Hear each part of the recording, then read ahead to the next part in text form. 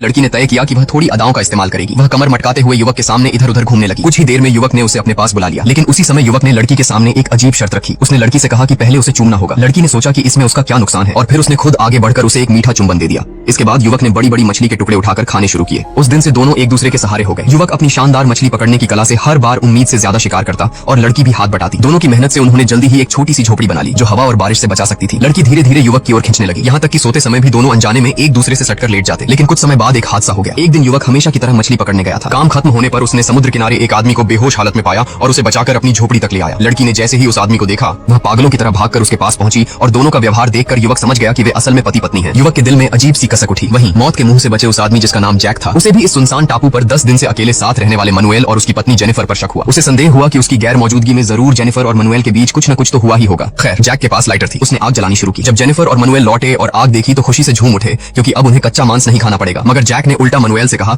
कि वह उसकी पत्नी से दूर रहे। मनुएल ने कोई सफाई नहीं दी, बल्कि भलाई दिखाते हुए अपना खाना उन दोनों के साथ बांट दिया। लेकिन जैक ने न सिर्फ उसका शुक्रिया नहीं किया, बल्कि झोपड़ी को भी तोड़कर 2 हिस्सों में बांट दिया। इनमें से एक झोपड़ी तो इतनी खराब थी कि उसमें रहा ही नहीं जा सकता था। मनुएल और बर्दाश्त न कर सका और जैक से जोरदार झगड़ा कर बैठा। उसने यहाँ तक कसम खा ली कि अब वह उनके लिए मछली पकड़कर भी नहीं लाएगा। मनुएल के चले जाने के बाद जेनिफर ने जैक को समझाया कि वह तुरंत जाकर उससे माफी मांग ले, क्योंकि बिना उसके उस सुनसान टापू पर 3 दिन टिक पाना भी नामुमकिन था। पर जैक अभी भी अपनी जिद पर अड़ा रहा और जेनिफर को अपने साथ खींचकर खाना ढूंढने ले गया। वह किसी भी कीमत पर यह साबित करना चाहता था कि वह अपनी पत्नी की देखभाल खुद कर सकता है, लेकिन जल्दी ही उसे इसका नतीजा भुगतना पड़ा। उनके पास डाइविंग मास्क न होने के कारण वे गहरे पानी में नहीं उतर सकते थे। सिर्फ टापू पर कुछ केकड़े बटोरकर अपनी भूख मिटाते रहे, पर वहां मौजूद अधिकतर जीव जहरीले थे। जैक बुरी तरह से उल्टी करने लगा। वहीं दूसरी ओर मनुएल लगभग हर दिन बड़ी मछलियां पकड़ लेता था। कभी कभी चोरी छिपे पकड़कर कुछ खाना जेनिफर को भी दे दिया करता। बदले में जेनिफर ने मनुएल की मदद करने के लिए चुपके से उसे अपने पति का लाइटर भी दे दिया। पर यह बात जल्दी ही जैक को पता चल गई। जैक को लगा कि मनुएल ने उसका लाइटर चुरा लिया है और उसी गुस्से में एक मुक्का मारकर मनुएल को नीचे गिरा दिया। अंत में वह मनुएल का खाना भी ले गया। तब जाकर मामला ठंडा हुआ। पर जैक की नजर अब मनुएल के डाइविंग मास्क पर थी। एक दिन जब मनुएल घोड़े बेचकर सो रहा था तो जैक चुपके से उसकी झोपड़ी के पास गया और वहां टंगी डाइविंग मास्क लेकर उत्साह से गहरे समुद्र में कूद पड़ा। मगर उसने यह सोचा भी न था कि यही काम उसकी जिंदगी की सबसे बड़ी भूल साबित होगी। जब मनुएल उठा और पाया कि उसका मास्क गायब है तो वह सीधा समुद्र में जैक से अपना हिसाब बराबर करने निकल पड़ा। जेनिफर ने जब यह नजारा देखा तो वह तुरंत मनुएल को रोकने की कोशिश करने लगी, पर न केवल वह उसे रोक नहीं पाई, बल्कि उसी दौरान खुद मनुएल के हवस का शिकार भी हो गई। पहले तो जेनिफर ने मनुएल को रोकने की नाकाम कोशिशें की, पर कहीं न कहीं उसे भी मनुएल से लगाव हो गया था। जल्दी ही उसने खुद को मनुएल के सामने सरेंडर कर दिया। कुछ घंटों बाद जब जैक लौट कर आया तो उसने डाइविंग मास्क मनुएल की तरफ फेंक दिया और कहा कि उसका मास्क हवा से दूसरी तरफ उधर गया था। हालांकि मनुएल सच्चाई जानता था, मगर फिर भी वह शांत रहा और उसे घूरता रहा। वापस झोपड़ी पहुंचकर जैक ने जब अपनी पत्नी की तरफ देखा तो उसे समझते देर न लगी। जैक गुस्से से भड़क उठा। हालांकि जेनिफर ने उसे समझाने की कोशिश की और कहा कि उसने यह सिर्फ उसकी जान बचाने के लिए किया, वरना मनुएल आज गुस्से में जैक को मार डालता। मगर जैक ने उसकी एक नहीं सुनी। उसने जेनिफर के बाल पकड़कर उसे मनुएल के पास फेंक दिया और दिल ही दिल में कसम खाई कि वह मनुएल को आज नहीं तो कल एक खौफनाक सजा देगा। जैक के पेट में भूख थी। उसने अभी तक ढंग का कुछ नहीं खाया था, इसलिए अब उसे कुछ न कुछ करना ही था। उसने पहले किनारे पर पड़ी एक कांच की बोतल तोड़ी, फिर पत्थर पर उसका टुकड़ा रगड़कर चिकना कर दिया। फिर उसने प्लास्टिक की पानी की बोतल आग पर रखकर गर्म की जब तक वह नरम न हो गई। मौका देखकर उसने बोतल के तल को ऊपर की ओर दबा दिया और एक चमड़े की पट्टी से चारों ओर बांध दिया। इस तरह एक साधारण सा काम चलाओ डाइविंग मास्क बन गया। अब वह पानी के अंदर मछलियां देख सकता था और उसे जीवित रहने की एक छोटी उम्मीद भी मिल गई। डाइविंग मास्क पहनकर जैक ने तुरंत अपना भाला उठाया और एक बड़ी सी मछली पकड़ने के इरादे से समुद्र में कूद पड़ा। भूख से बेहाल जैक ने समुद्र में तैरते तैरते अचानक समुद्र की गहराई में एक डूबी हुई छोटी नाव देखी। जैसे ही उसकी नजर उस पर पड़ी, उसका मछली पकड़ने का मन ही हट गया। उसने तुरंत हाथ में पकड़ा भाला फेंक दिया और पूरी ताकत लगाकर नाव को पलटने की कोशिश की, लेकिन उसकी निराशा का ठिकाना न रहा। नाव के तले में एक बड़ा सा छेद था जिसे किसी भी तरह ठीक नहीं किया जा सकता था। तभी अचानक उसके दिमाग में एक भयानक विचार आया। उसने अपना डाइविंग मास्क और भाला नाव के अंदर रख दिया, फिर रस्सी कंधे पर डालकर समुद्र के भीतर फिजिक्स की ऐसी की तैसी करते हुए बड़ी मुश्किल से नाव को खींचना शुरू कर दिया। कुछ ही देर बाद उसकी सांसें फूलने लगी और ऑक्सीजन कम पड़ने लगी। मजबूर होकर उसे नाव छोड़नी पड़ी और जल्दी से सतह पर आकर उसने सांस ली। पर हैरानी की बात यह थी कि उसने हार नहीं मानी। गहरी सांस लेकर वह फिर से नीचे गया और नाव को खींचते हुए किनारे की ओर बढ़ने लगा। आखिरकार काफी मशक्कत के बाद वह नाव को पानी से बाहर खींच लाने में सफल रहा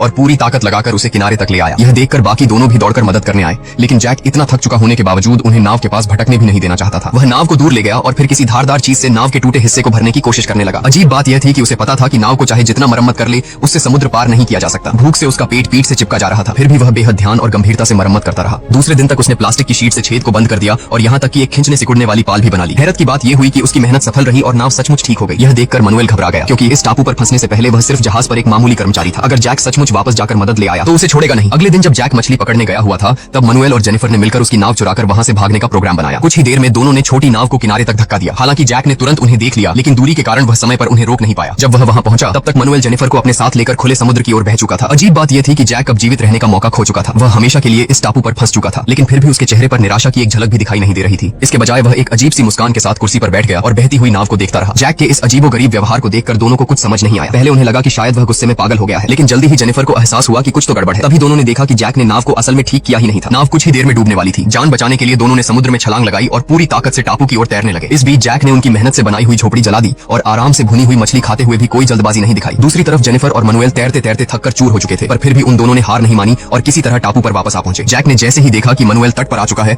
उसने तुरंत मछली मारने वाला भाला उठाकर उस पर हमला करने की कोशिश की। हालांकि मनुएल मजबूत और फिट था, लेकिन घंटों तक लगातार समुद्र में तैरने के कारण उसके शरीर में अब बिल्कुल भी जान नहीं बची थी। भाला लगते ही मनुएल ने एक दर्दनाक चीख लगाई और सीधे समुद्र में गिर गया। जैक तुरंत पीछे पीछे गया और भाला कसकर उसके सीने में घोंप दिया। कुछ ही पलों में समुद्र का पानी खून से लाल हो गया। मनुएल की कहानी वहीं खत्म हो गई। इसके बाद जैक ने जेनिफर को बांधकर सख्त सजा दी। जेनिफर को एहसास हुआ कि इस निर्जन टापू पर जिंदा रहने के लिए उसे जैक की बात माननी ही पड़ेगी। उसकी आंखों में डर और विनम्रता साफ दिख रही थी। कुछ समय बाद जैक ने अपनी पत्नी की बेवफाई को माफ कर दिया। दोनों ने फिर से रेत पर एक छोटी झोपड़ी बनाई और कड़ी मेहनत भरी जीवन जीने लगे। दिन रात काम करते हुए दोनों ने साधारण लेकिन सुरक्षित जीवन बिताना शुरू किया। काफी समय बाद एक टूरिस्ट उस निर्जन टापू पर आया। उस वक्त जैक मछली पकड़ने समुद्र में गया हुआ था। इधर जेनिफर ने कभी सपने में भी नहीं सोचा था कि कोई आएगा। वह खुशी से उछलते हुए झोपड़ी से बाहर निकली। टूरिस्ट ने उसे अपनी नाव में बैठाया। जेनिफर को खुशी और थकान दोनों महसूस हो रहे थे। न जाने कितने महीनों बाद आज उसने पेट भरकर खाना खाया। उसी समय जैक ने समुद्र से अपना सिर निकालकर देखा तो पाया कि टूरिस्ट की नाव उसके पास से गुजर रही थी। तभी उसकी नजर नाव पर बैठी जेनिफर पर गई। उसने जेनिफर को आवाज लगाया, पर जेनिफर ने जैक की ओर बिल्कुल भी ध्यान नहीं दिया। साथ ही साथ वह जैक का लाइटर भी अपने साथ ले आई थी। जैक जेनिफर को आवाज लगाता रह गया, पर जेनिफर धीरे धीरे उसकी आंखों से ओझल हो गई। आखिर जेनिफर ने अपने पति को उस सुनसान टापू पर अकेले मरने के लिए क्यों छोड़ा होगा?